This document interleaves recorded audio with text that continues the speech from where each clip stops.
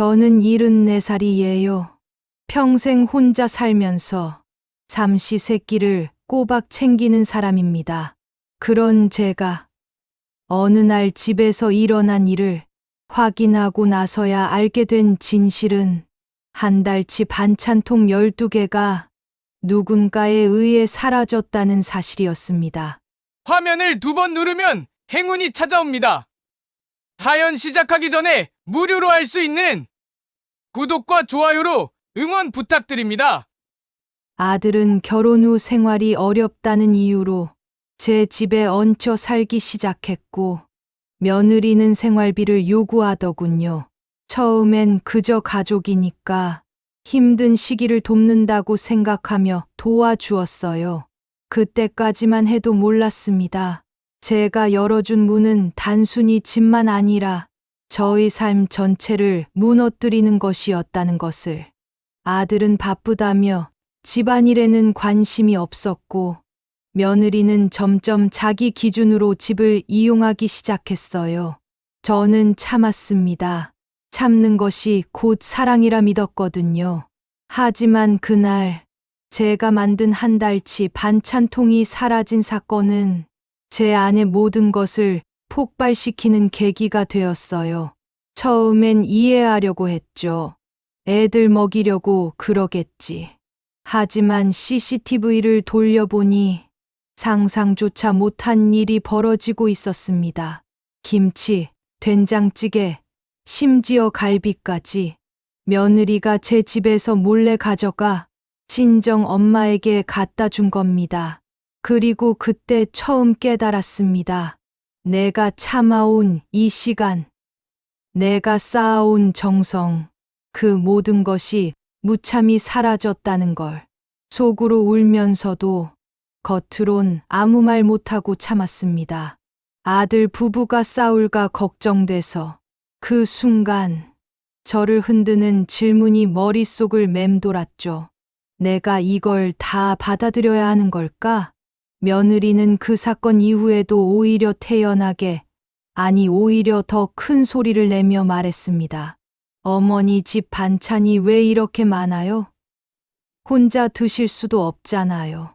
그 말을 듣는 순간 저는 온몸이 얼어붙는 듯한 기분이 들었습니다. 왜 저는 이렇게 작아져야 할까? 왜 제 집에서조차 제 권리를 주장할 수 없는 걸까? 30년 동안 살아온 집, 그 안에서 쌓아온 모든 정성과 마음, 하루하루 성심껏 만들어온 음식들, 그 모든 것이 한순간에 하찮아진 느낌이었습니다. 속으로는 분노가 치밀었지만 겉으로는 아무 말도 하지 않고 눈물을 삼켰습니다. 이제까지 참아온 시간과 마음이 머릿속을 스쳐 지나갔습니다. 밤늦게 혼자 부엌에 앉아 반찬통을 정리할 때마다, 설거지를 하며 손끝으로 정성을 느낄 때마다 그 모든 시간이 무색해진 것 같았습니다.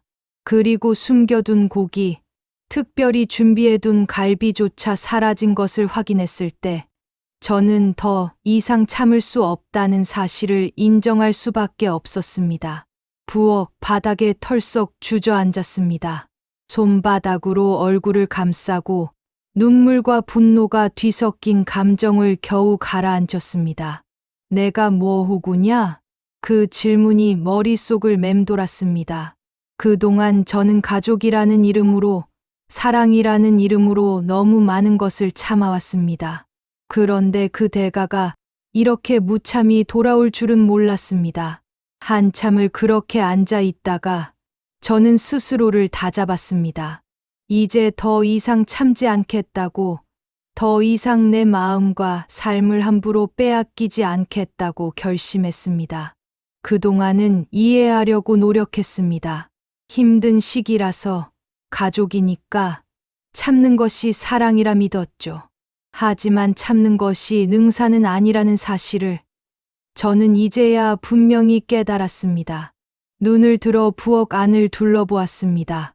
수많은 반찬통, 음식들, 제 손으로 한 달 동안 정성껏 만든 모든 것들이 이제는 저의 분노로 느껴졌습니다. 더 이상 울면서 참지 않을 것. 제 마음과 집을 지키기 위해 행동할 것. 그것이 지금 제가 선택해야 할 길이라는 것을 알았습니다. 그 순간 마음속 깊은 곳에서 새로운 힘이 솟아올랐습니다. 30년 동안 지켜온 집, 그 안에서 쌓아온 시간과 정성을 다시 찾는 일. 그것이 비록 쉽지 않고 힘든 과정일지라도 저는 반드시 제 삶과 권리를 지킬 것입니다.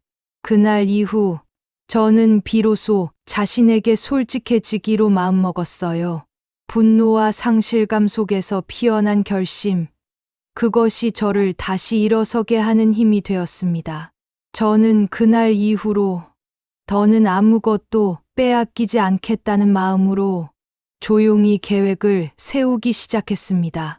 며느리가 또 몰래 집에 들어와 반찬을 가져가는 순간 그 모든 장면을 영상으로 남기겠다고 마음을 굳혔습니다. 그래서 저는 CCTV를 더 세밀하게 재배치했습니다. 기존에는 현관과 거실만 보였지만 이번에는 냉장고 쪽, 반찬을 보관해둔 선반, 고기를 보관한 칸까지 모두 비추도록 했습니다. 며느리가 어떤 방식으로 음식을 챙겨가는지, 얼마나 자연스럽게 가져가는지, 혹은 어떤 말을 하며 가져가는지 모든 걸 낱낱이 기록하기 위함이었습니다. 그리고 저는 부엌 한쪽에 별표를 붙여두었습니다.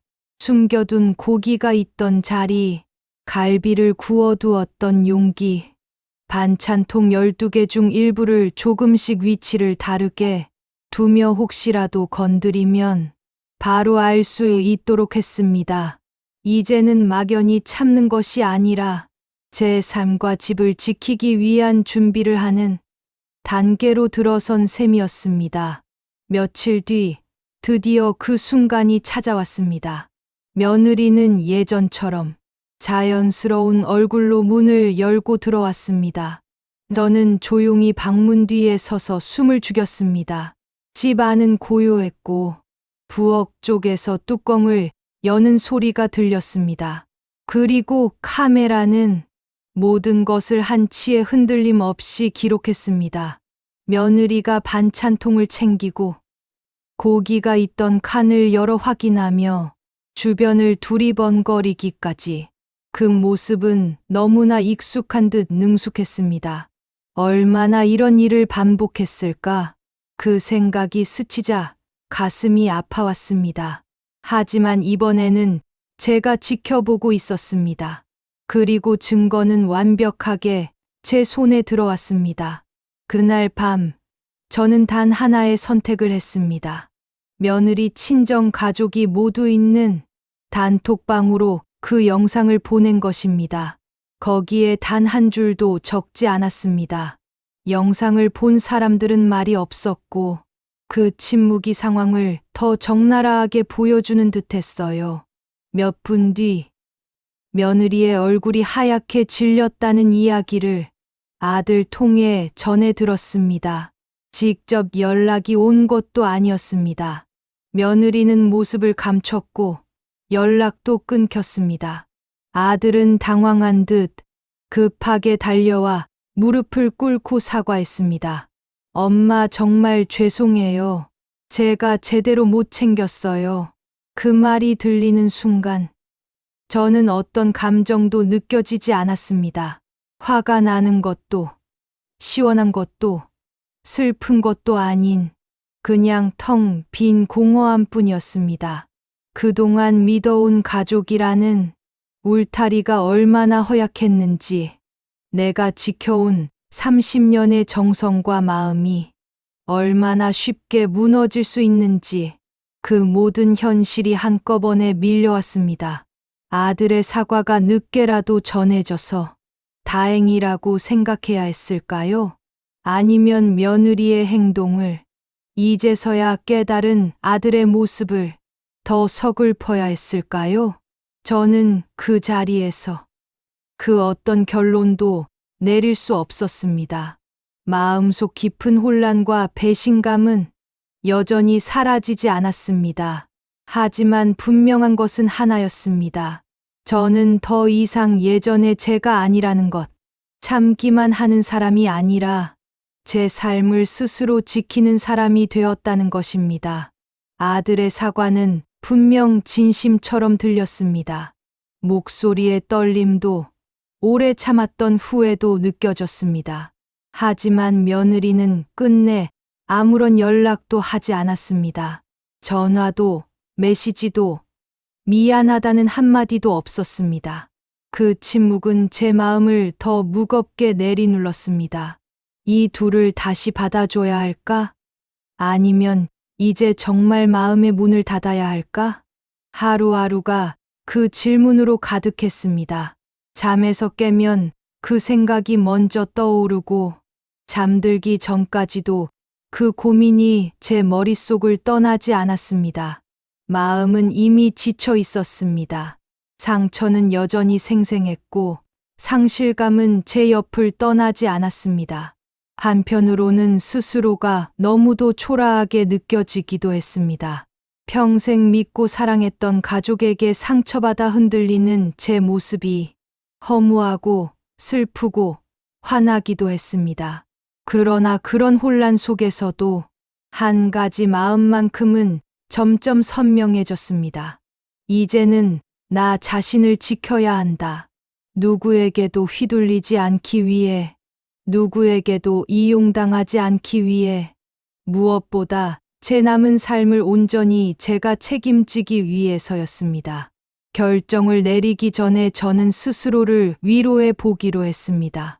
그동안 가족만 바라보며 살았던 세월, 30년 넘게 쌓아온 정성, 아끼고 돌봐온 제 집과 일상, 그 모든 것들이 결국 제 자신을 위한 노력이었다는 사실을 이제야 조금씩 깨닫게 된 것입니다.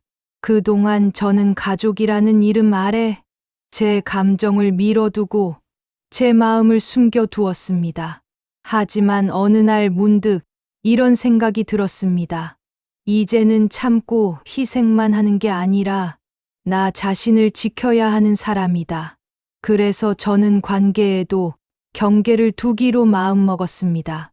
가족이라고 해서 모든 것을 허용해야 하고, 가족이라고 해서 상처조차 참고 넘어가야 하는 것은 아니라는 것을 이제야 알았습니다.